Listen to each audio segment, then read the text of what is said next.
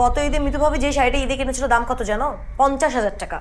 আর আমি এখনো 3 বছরের পুরনো শাড়ি, তার দাম 20,000 টাকা, সেটা বের করে ইস্ত্রি করে পরছি।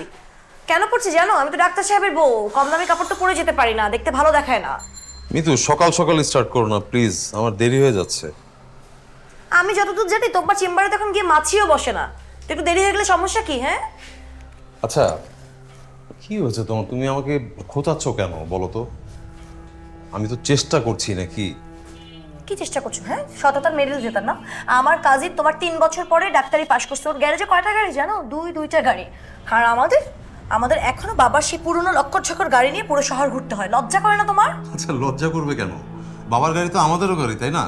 তাছাড়া আমরা সবাই তো ফ্যামিলিতে কন্ট্রিবিউট করছি।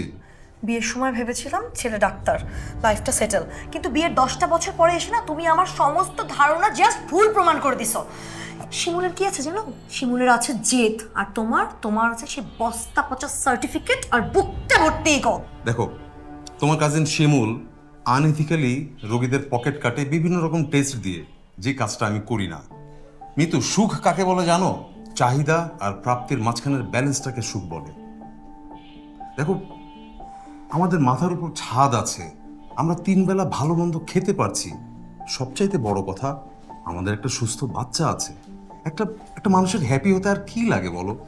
সিকিউরিটি লাগে। আমাদের কোন সিকিউরিটি আছে? আর খুব যে মহানুভবতা গুলি আওড়াচ্ছ, আমার অপসরার জীবনের সিকিউরিটি কি? কি আছে আমার? সম্মান দেয় আমাকে মানুষ? প্রত্যেকটা মানুষ বলে ডাক্তার সাহেবের বউ হয়ে লাস্ট 10টা বছরে আমি একটাবার বিদেশে ট্যুর পর্যন্ত দিতে পারলাম না। সিরাজ, তোমার লজ্জা লাগা উচিত। আচ্ছা শোনো, এই অনৈতিক টাকা দিয়ে ইউরোপ ঘোরার চাইতে আমি সৎ টাকা দিয়ে কক্সবাজার ঘুরতে বেশি পছন্দ করি। এটা আরো বেশি সম্মানের। দিন শেষে আমি ঘুমোতে পারি, কারণ আমি জানি আমি কোনো অন্যায় করি না।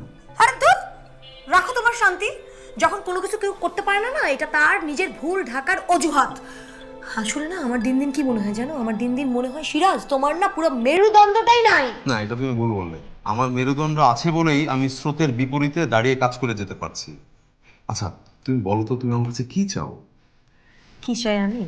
আমি চাই তুমি অন্তত পুরুষ হও। অ্যাটলিস্ট রাত্রেবেলা হতে না পারলেও দিনের বেলা পুরুষ হয়ে দেখো, এবং আমার আর আমার মেয়ের জীবনটা সিকিউরিটি নিশ্চিত করো।